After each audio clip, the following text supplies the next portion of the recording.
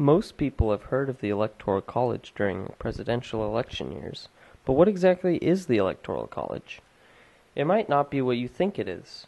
Essentially, it is a group of people elected by each state who formally elect both President and Vice President of the United States.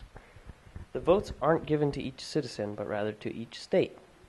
A state's amount of electoral votes is determined by the number of senators and representatives in a state. Each state has 2 senators and representatives proportional to the state's population. For example, Oregon has 2 senators and 5 representatives, giving it a total of 7 electoral votes. There are 538 total electoral votes. To win an election, a candidate has to have at least 270 votes, or just over half. In the rare case that no candidate receives 270 votes, a vote goes to the House of Representatives.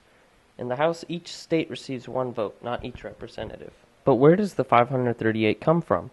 It comes from 435 representatives, plus 100 senators, plus 3 electors from the District of Columbia, giving a grand total of 538.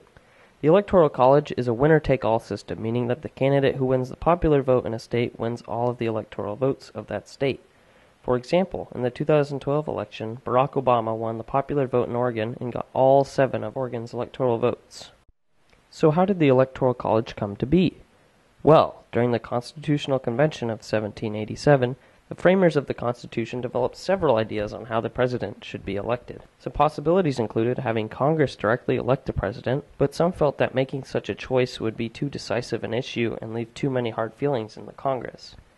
Another option was to have state legislatures select the president, but this was rejected out of fears that a president so beholden to the state legislatures might permit them to erode federal authority and thus undermine the whole idea of a federation. The third option was to have a direct popular vote to decide the winner, but Congress did not trust the intelligence of the public, so they ruled this idea out. Their final idea was to have an indirect election of the president through a college of electors. This proved to be the least flawed of the potential systems and is ultimately what Congress chose. So how do states even get electoral votes?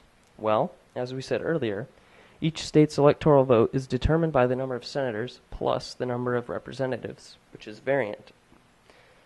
A census occurs every 10 years, which accounts for the state's current population. This can lead to reapportionment of electoral votes due to change in population, which changes the number of representatives in each state thusly. One thing to consider in the Electoral College is that the way states behave can be classified into several categories. The first category is what's known as a safe state. This is a state whose allegiance to a party can be predetermined based on the state's previous voting habits. Some examples of safe states are Oregon, Maryland, and Massachusetts, who have voted for the Democratic Party in the past 4 election cycles. The next category of state is what's known as a swing state. These are states whose party affiliation cannot be accurately predetermined based on past elections. Because these states' votes are not predetermined, candidates often exert more effort campaigning in these states. Some examples of swing states include Ohio and Florida. In fact, Florida was the deciding state in the Bush v. Gore election in the year 2000. This proved to be very controversial and significant because although Gore ended up winning the overall popular vote, Bush won the election. But how is this possible? Well, it is possible for a candidate to win the popular vote, but not gain 270 electoral votes needed to win the election. This emphasizes the point that gaining the vote of more states is not necessarily better. For example, if a candidate was to win South Dakota, North Dakota, Montana, Wyoming, Vermont, West Virginia, New Hampshire, and Connecticut, you would only have a whopping total of 31 electoral votes.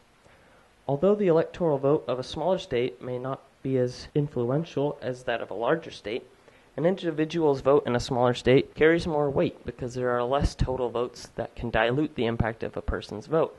Some critics of the Electoral College argue that the system gives an unfair advantage to states with more electoral votes.